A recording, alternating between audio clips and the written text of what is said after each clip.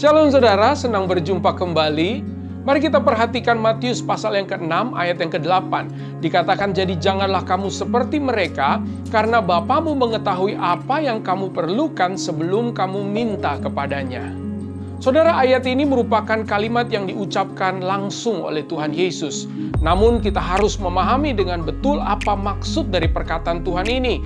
Jangan sampai kita salah memahami Tuhan lewat perkataan ini, saudara. Karena adalah sebuah kesalahan jika kita membaca ayat ini dan berpikir, untuk apa lagi kita berdoa jika memang Tuhan sudah mengetahui apa yang kita perlukan. Jelas ini adalah sebuah pemikiran atau anggapan yang salah, saudara. Karena jika kita melanjutkan perkataan Tuhan ini, maka di dalam ayat yang ke-9 kita bisa menemukan bahwa selanjutnya Tuhan berkata, karena itu berdoalah demikian. Maka Tuhan melanjutkan perkataannya, lalu Ia mengajarkan murid-muridnya untuk berdoa. Hal ini berarti Tuhan itu menghendaki agar kita tetap berdoa dan juga tetap meminta kepada Allah. Akan tetapi hal ini menjadi menarik untuk kita bahas, saudara, karena pertanyaan ini tetap harus kita temukan jawabannya. Jika Tuhan sudah mengetahui apa yang kita perlukan, untuk apa lagi kita berdoa dan meminta kepadanya? Yang pertama, supaya kita memiliki perilaku yang benar. Dalam relasi dengan Tuhan, sudah sewajarnya lah atau sudah seharusnya kita memiliki attitude atau perilaku yang benar kepada Tuhan, saudara. Sebab ini merupakan prinsip yang sangat penting untuk kita pahami. Seperti kita bersikap terhadap orang yang kita tuakan atau terhadap orang yang sangat kita hormati, maka begitu pula seharusnya kita dengan Tuhan. Sangatlah tidak sopan jika kita beranggapan lalu berkata kepada Tuhan, kan Tuhan sudah tahu segalanya. Jadi saya meminta atau tidak, itu kan tidak ada bedanya. Nah, inilah yang saya sebut dengan sikap yang salah atau perilaku yang keliru.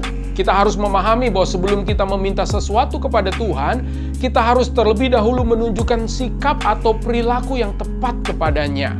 Apa itu perilaku? Perilaku adalah cara kita berpikir, cara kita berbicara, cara kita memperlakukan orang lain, dan dalam hal ini khususnya kepada Tuhan. Meskipun Tuhan itu maha baik, penuh dengan kemurahan, namun bukan berarti kita bisa sembarangan kepadanya, saudara. Kita tetap harus menghormatinya dan memiliki anggapan atau penilaian yang tepat juga benar tentang Tuhan.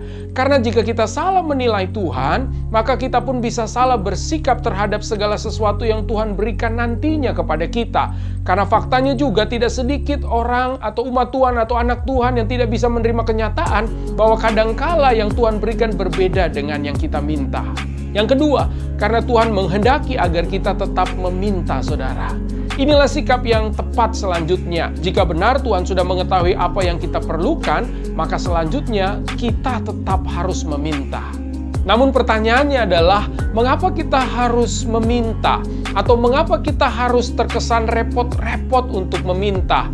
Karena kita juga pernah mendengar sebuah prinsip atau pernyataan yang berkata, kalau ada yang mudah, mengapa harus merepotkan? Karena itu saya khawatir jangan-jangan banyak orang beranggapan bahwa berdoa kepada Tuhan itu merepotkan. Mungkin juga ini alasan mengapa berdoa bukan menjadi tindakan yang favorit, saudara. Mari kita kembali kepada pembahasan kita. Mengapa kita harus meminta di dalam doa?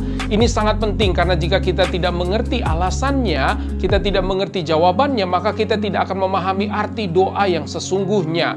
Kita bisa saja hanya menganggap bahwa doa itu sekedar liturgi ibadah atau kegiatan agama. Saya temukan ada 3 jawaban mengapa kita tetap harus meminta di dalam doa.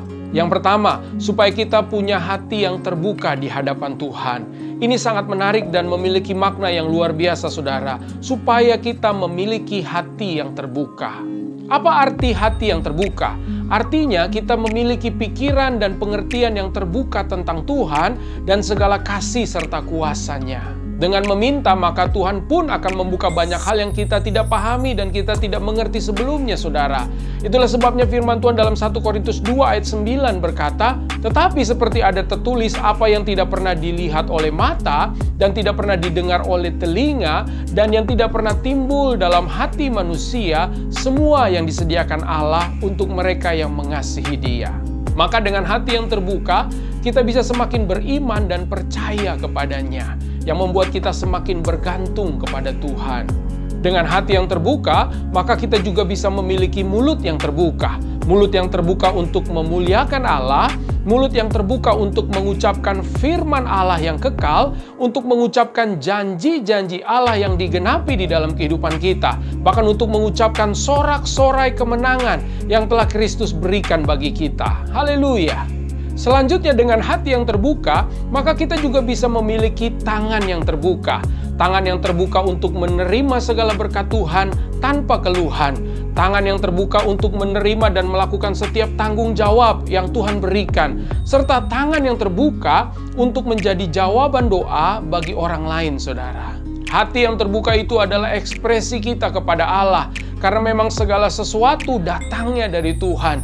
Kita bukan siapa-siapa sebenarnya. Kita tidak memiliki apapun yang baik untuk Tuhan sebenarnya. Dengan meminta, maka kita telah memberikan atau menunjukkan sebuah ekspresi, atau sebuah reaksi, atau sebuah sikap, atau sebuah perilaku yang tepat dan benar kepada Tuhan.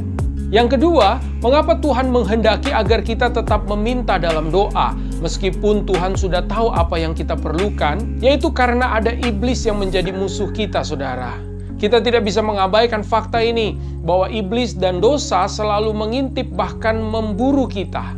Apa yang terjadi di Taman Eden telah menyingkapkan bahwa meskipun Tuhan sudah menyediakan segalanya, namun iblis itu ada dan ingin menghancurkan kita. Itulah sebabnya Tuhan Yesus berkata, tetaplah berdoa, jangan jemu-jemu berdoa. Mari kita perhatikan apa yang menjadi nasihat firman Tuhan di dalam Yakobus 4 ayat yang ketiga. Dikatakan, atau kamu berdoa juga, tetapi kamu tidak menerima apa-apa karena kamu salah berdoa. Sebab yang kamu minta itu hendak kamu habiskan untuk memuaskan hawa nafsumu.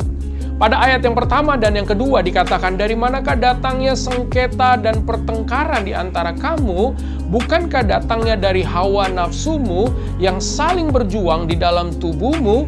Kamu mengingini sesuatu, tetapi kamu tidak memperolehnya. Lalu kamu membunuh, kamu iri hati, tetapi kamu tidak mencapai tujuanmu. Lalu kamu bertengkar dan kamu berkelahi. Kamu tidak memperoleh apa-apa karena kamu tidak berdoa. Tuhan Yesus saja yang adalah Tuhan, Ia tetap berdoa, saudara. Ia selalu berdoa. Tuhan Yesus pun pernah berkata, roh memang penurut, tetapi daging itu lemah. Itu sebabnya kita harus tetap berdoa. Kita harus meneladani Kristus untuk tetap berdoa dan tidak pernah berhenti untuk berdoa. Yang ketiga, mengapa kita harus tetap meminta dalam doa? Jawabannya, supaya kita sepakat dengan Tuhan, saudara. Ini penting, bahkan ini sangat penting. Bersepakat dengan Tuhan, itu berarti kita ada di pihak Tuhan. Bersepakat itu berarti kita selalu berjalan bersama Tuhan. Bersepakat itu berarti kita setuju. Dan setuju itu artinya kita satu tujuan dengan Tuhan. Amin, saudara. Kalau kita bisa berkata amin, maka amin itu adalah doa terpendek yang bisa kita ucapkan. Sebab amin itu berarti ya. Amin itu berarti ya, terjadi seperti itu. Nah, saudara, jika dikatakan Tuhan itu sudah mengetahui apa yang kita perlukan, maka apa artinya? Artinya adalah bahwa Tuhan itu sebenarnya sudah menyiapkan atau menyediakan segala sesuatunya, saudara. Segala sesuatu yang baik bagi kita, segala sesuatu yang kita perlukan. Dan jika kita percaya bahwa Tuhan telah menyediakan segala sesuatu yang baik bagi kita, maka kita berkata amin. Namun pertanyaan selanjutnya adalah mengapa kita berkata amin? Kita berkata amin karena kita akan menerimanya. Tuhan Yesus pun berkata dalam Matius 7 ayat 7-8, mintalah maka akan diberikan kepadamu. Carilah maka kamu akan mendapat. Ketoklah maka pintu akan dibukakan bagimu. Karena setiap orang yang meminta menerima. Dan setiap orang yang mencari mendapat. Dan setiap orang yang mengetok baginya pintu dibukakan. Haleluya. Terima kasih saudara sudah menyaksikan video ini. Selamat melanjutkan kehidupan yang berkemenangan bersama Kristus. Doa saya buat setiap saudara, Tuhan Yesus memberkati. Immanuel, Ia menyertai kita senantiasa.